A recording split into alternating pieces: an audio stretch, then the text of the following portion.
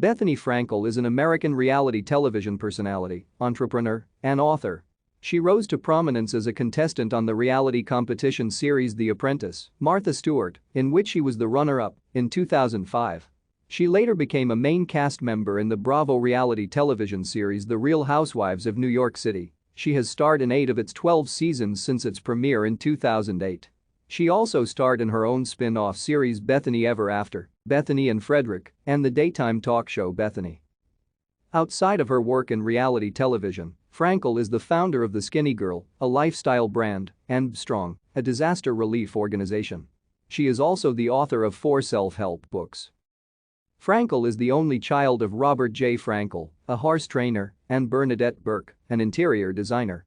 Her father was Jewish and her mother was a Roman Catholic of Welsh descent. Her father left her mother when Frankel was 4 years old.